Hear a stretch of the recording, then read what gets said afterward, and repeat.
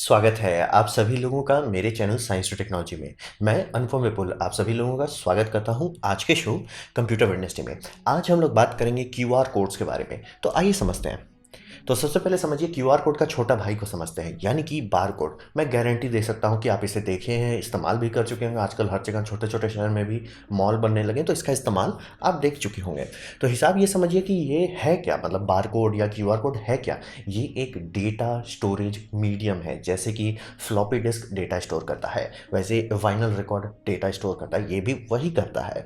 बस इसे ऐसा बनाया गया कि ये मशीन रीडेबल है, यानी कि ये डेटा, जैसे कि सीडी में एक गाना रहता है, वो आप देख थोड़ी सकते हैं या सुन थोड़ी सकते हैं, आपको उसको प्लेयर में डालना पड़ता है तब आप सुन पाते हैं। यहाँ पे भी वही हो रहा है कि डेटा इसमें है, लेकिन उसे एक रीडर रीड करके आपके लिए काम करेगा। तो ये समझिए डेटा स्टोरेज है, बहुत कम कैपेसिटी का, लेकिन डेटा स्टोरेज है। और इसे मशीन रीडेबल बनाया जाता है, यानी कि मशीन यानी कि स्कैनर आराम से पढ़ सके। और इसका लॉजिक अगर समझना है तो आपको इससे पहले वाले सिस्टम को समझना पड़ेगा, जिसे हम लोग टेलीग्राम के तौर पे इस्तेमाल करते थे, जिसे कहा जाता है मोर्स कोड, यानी डीट मतलब पॉइंट और डैश, डॉट और डैश का इस्तेमाल करके अक्षर भेजते थे। ये उसी लॉजिक का बड़ा भाई है। मतलब जिस बंदे ने इसे डिज़ाइन किया है वो मतलब डायरेक्टली मोर्स कोड से इंस्पायर हुए, उससे इम्प्रूवमेंट करके नई टेक्नोलॉजी के हिसाब से ये बनाया गया। और ये चल रहा है काम, आप देख चुके हैं। आपके घर में जितने प्रोडक्ट हैं सब में बार कोड है।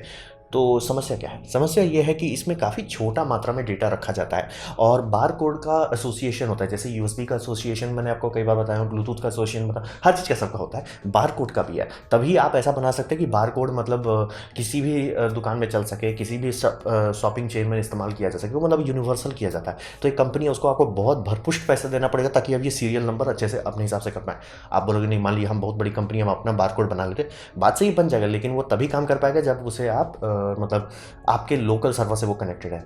ग्लोबल उसका डेटाबेस नहीं बन पाएगा, क्योंकि वो इंटरफियर करेगा, मतलब वही नंबर दो तीन के पास हो सकता है। तो इसीलिए समझिए कि मोर्स को ये मतलब इसमें जो मात्रा है, मतलब कि कितना स्मॉल अमाउंट ऑफ डेटा ये स्टोर करता है, इस कारण से लिमिट हो जाती है कि कितना बड़ा डेटा स्ट्रिंग आप इसमें डाल सकते हैं। ऐसा नहीं कि 18 डिजिट का कॉम्बिनेशन है तो उसमें बहुत कॉम्बिनेशन होता है, दिक्कत नहीं होती, वैसा नहीं है। ये इसमें लिमिटेशन बहुत ज़्यादा है, मतलब। और इसी को सॉल्व करने के लिए बहुत सारे अलग अलग टाइप के बारकोड बनाए गए। और ये समझिए कि इसको पढ़ने के लिए, क्योंकि ये 1950s के आसपास में बनाया गया था, उस टाइम लेज़र भी ढंग से नहीं था। तो इस मतलब 500 वाट का लाइट बल्ब का इस्तेमाल करके बनाया जाता था। तो ये समझिए कि बनाया गया था कि कंप्यूटर इसे पढ़ सके आसानी से, और उस टाइम का इक्विपमेंट पढ़ सके। तो लेज़र आया, लेज़र के बाद स्पिनिंग मिरर लेज़र आया, जो आप आजकल देखते होंगे काफ़ी जगह स्कैनर में, आपको देखिएगा लाइन बहुत लंबा लंबा आता है। उतना लंबा लेज़र से कहाँ से निकाल रहे, कुछ नहीं कर रहे हो, लेज़र एक कांच पे मार रहे हैं, वो स्पिन कर रहा है, वो ऐसे ऐसे लाइन बना देता है। यही टेक्नोलॉजी आपके इस्तेमाल लेज़र प्रिंटर के अंदर भी इस्तेमाल होती है, तो कॉमन चीज़ है। तो इसका ये समझिए कि ये इक्विपमेंट, यानी कि ये जो स्कैनर होता है, टिक टिक करके जो स्कैन करता है, ये बहुत महंगा होता है। ऐसा क्यों?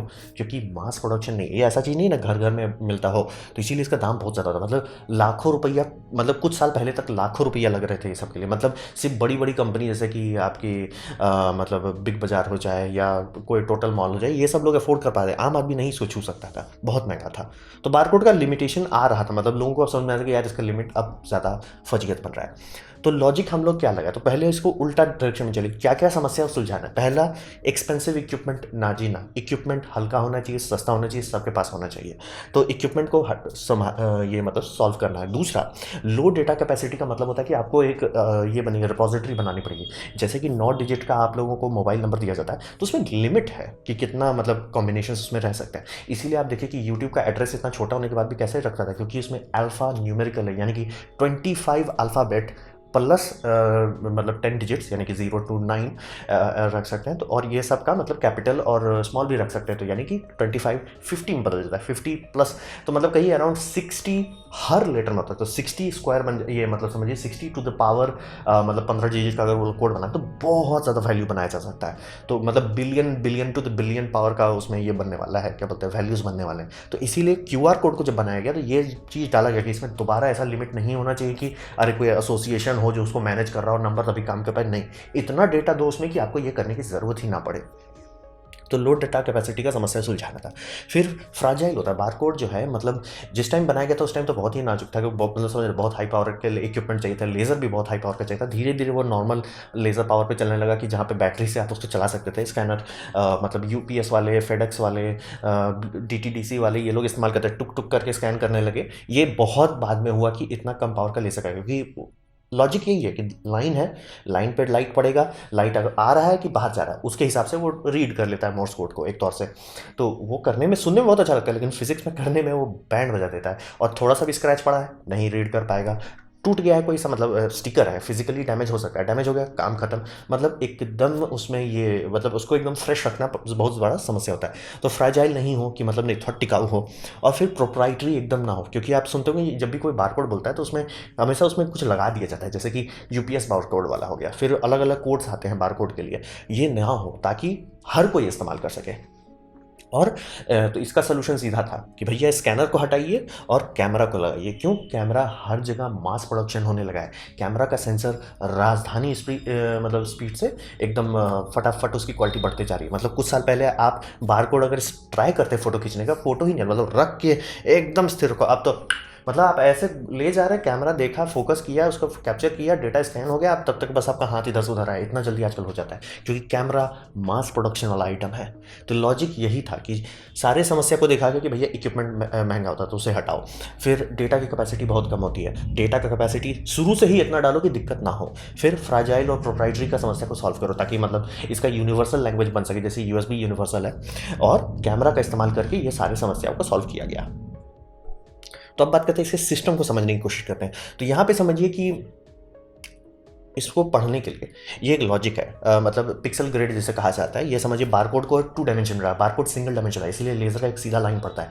ये आप नहीं पढ़ सकते नॉर्मल बारकोड स्कैनर से, क्योंकि इसमें 2 एक्सिस होता है, एक्स और वाई, 2 एक्सिस है। ये 2 डायमेंशनल डेटा स्टोरेज है। तो 2 डायमेंशनल स्टोरेज के लिए इसको पढ़ने के लिए काफ़ी कॉम्प्लेक्स एल्गोरिथम चाहिए। ये बात एकदम सही है, और ये तो हो भी नहीं सकता था 1994 से पहले, क्योंकि कोई कंप्यूटर था ही नहीं उतना सस्ता। आज आप मतलब स्नैपड्रैगन पे हंस लेते हो कि अरे स्नैपड्रैगन 400 बहुत कम पावर का। जिस टाइम ये 1994 में तो डेस्कटॉप कंप्यूटर उतने पावरफुल नहीं होते थे। तो हिसाब ये समझिए कि इसको डिकोड करने के लिए बहुत सारा लॉजिक चाहिए कि भैया हम स्मॉल वाले हैं, 2x2 हैं, हम 2x4 हैं, हम 8x8 हैं। मतलब आपको रफ आइडिया बता रहे हैं कि इसमें लॉजिक बहुत सारा लगेगा। तो ये सारे लॉजिक कोड में ही स्टोर करें, यानी कि कोड जैसे ही स्कैनर पढ़े, स्कैनर सबसे पहले कोड को डिकोड करने का ऑप्शन जो है उसको ही आपको ना बताना पड़े। कि जैसे कि हम लोग ये ऐसा समझिए कि आप सीडी डाल रहे हैं या डीवीडी डाल रहे हैं, प्लेयर खुद ब खुद पकड़ लेता है कि भैया इसमें मेरे पे डीवीडी डाला गया, हम डीवीडी चलाएंगे, सीडी डाला गया, हम सीडी चलाएंगे। हम लोग वैसा ही करना चाह रहे थे कि क्यूआर कोड जो है, अगर साइज उसका बहुत बड़ा है, जैसे कि आपके आधार कार्ड में बहुत बड़ा क्यूआर कोड है, तो वो क्यूआर कोड खुद ही बता दे स्कैनर पे, नहीं नहीं हम बड़ा वाले हैं, हमको थोड़ा तो कुछ ज़्यादा डेटा पढ़ना पड़ेगा, या छोटा है वो खुद ही बता देगा, नहीं हम छोटा डेटा ज़्यादा मतलब लंबा स्ट्रिंग के पीछे मत भागो। और ये एरर करेक्शन भी देता है कि मान लीजिए कोई एक्सपेक्ट करने लग रहा है 60 कैरेक्टर्स का, क्यूआर कोड 30 कैरेक्टर का था, और मान लीजिए रीड करने के टाइम उसको 70 या 80 आने लगा, यानी वो दूसरा क्यूआर कोड पढ़ रहा है या एरर मार रहा है। तो चेकिंग के लिए भी ये ज़रूरी होता है। तो यही समझिए क्यूआर कोड को बनाने का लॉजिक जो बनाया गया था, ऐसा बनाया गया था इसमें जितना इंफॉर्मेशन चाहिए कि क्यूआर कोड को डिकोड कैसे करें, वो क्यूआर कोड में ही रहे और वो यूनिवर्सल रहे। इसीलिए आपको कुछ कुछ चीज़ हर क्यूआर कोड में सेम दिखता होगा, जैसे कि उसमें 3 डॉट्स जो दिए जाते हैं उसके कॉर्नर में, ये ओरिएंटेशन और अलाइनमेंट के लिए काम आता है। सॉफ्टवेयर इसी को देख, मतलब सबसे पहला पॉइंट ये होता है कि एंकर करो हम कौन है, हम कहाँ हैं। इसीलिए आप देखिए डॉट का साइज चेंज हो सकता है, जैसे जैसे आप हाई डेंसिटी वाला क्यूआर कोड इस्तेमाल करेंगे डॉट का साइज छोटा होता जाएगा, लेकिन बाहर वाला स्क्वायर का साइज नहीं चेंज होगा। ये तुरंत देख के कैमरा डिटेक्ट करता है कि हम क्यूआर कोड देख रहे हैं। तो ऐसे ही समझिए। और डिफरेंट साइज का पॉसिबिलिटी बनाया गया था कि मान लीजिए आपको 16 डिजिट का ही कुछ इन्फॉर्मेशन चाहिए, फालतू का बड़ा प्रिंट करके क्या करेंगे, और बट जितना बड़ा प्रिंट करेंगे उतना ज़्यादा डैमेज होने का रिस्क बढ़ जाता है, क्योंकि डेटा साइज छोटा हो जाता है, कैमरा का मेगापिक्सल बढ़ाना पड़ेगा तभी उसको अच्छे से पड़ा है, प्लस मोशन ब्लरीनेस और ये सब आ जाता है। इसीलिए बड़ा आप तभी यूज़ करेंगे जब आपको इस्तेमाल करने की ज़रूरत हो, जब नहीं है तो नहीं करेंगे। तो इसीलिए अलग अलग साइज़ का लॉजिक डे 1 से, मतलब जिस दिन गाड़ी खोलेगी उसी दिन से नहीं, अलग अलग साइज़ के हिसाब से बनाएंगे। और ये समझिए इसमें एरर करेक्शन का, क्योंकि बारकोड में काफ़ी लोगों को समस्या हो चुका है कि भैया थोड़ा सा भी कटता है, खराब होता है, डैमेज हो जाता है, लटक जाता है। तो बारकोड ऐसा बनाएंगे कि काफ़ी बड़ा हिस्सा उसका डैमेज हो जाए, उसके बाद भी उसे रिकवर किया जा सकता है।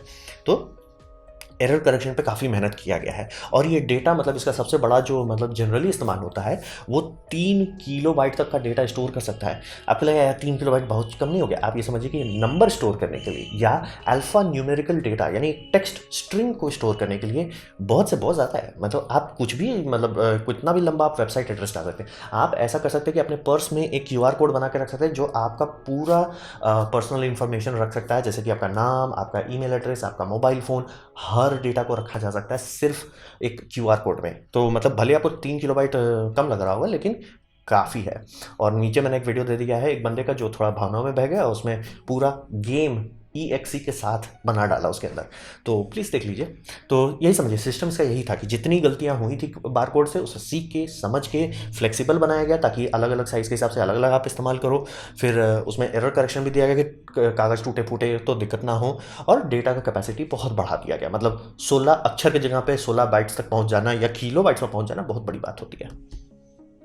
तो अब बात करते हैं भविष्य में क्या होगा। तो अभी ये समझिए कि ये तो हम लोग का हर जगह क्यूआर कोड अब इस्तेमाल हो रहा है, क्योंकि पेमेंट मेथड के तौर पे इसे काफ़ी जगह इस्तेमाल करने लगे और लोग इसको प्रेफर करते हैं एनएफसी के जगह पे, क्योंकि एनएफसी जो है कोई टैप कर रहा है। एनएफसी का मतलब रेपुटेशन बहुत खराब रहा और शुरू में एनएफसी सिक्योर था नहीं, तो मतलब आपके बगल से कोई गुजर रहा है, स्वाइप मार लिया, आपको पता नहीं चला, आपका गया बैंक अकाउंट स्वाहा हो गया। तो क्यूआर कोड में ये रहता है कि आपको स्कैन करना रहता है और वो देखता है और 3-4 बार आपसे मैसेज पूछता है। आप मतलब ऐसा सेट कर सकते हैं कि आप मान लीजिए पेमेंट वाले ऐप में है, आप घुस गए पेमेंट वाले ऐप के अंदर, स्कैन किए, तब भी वो आप पैसा नहीं ट्रांसफर करेगा, आपसे दोबारा पूछेगा कि आप पैसा जब कर देते हो सेंड, तब दोबारा आपसे पिन पूछेगा। तो समझ रहे, 2-3 स्टेप आ जाने से लोग तुरंत रुक जाते हैं, एक मिनट, यहाँ मुझे पैसा पे नहीं करना, मुझे पे रिसीव करना है या जो भी हो। तो मतलब लोग ये काफ़ी कंफर्टेबल हो जा रहे हैं क्यूआर कोड के साथ, चाहे वो यूपीआई हो, चाहे पेटीएम हो, चाहे गूगल पे हो, क्यूआर कोड छा गया है। तो पेमेंट के मामले में तो ये बम बम हो चुका है, एनएफसी से आगे चल चुका है।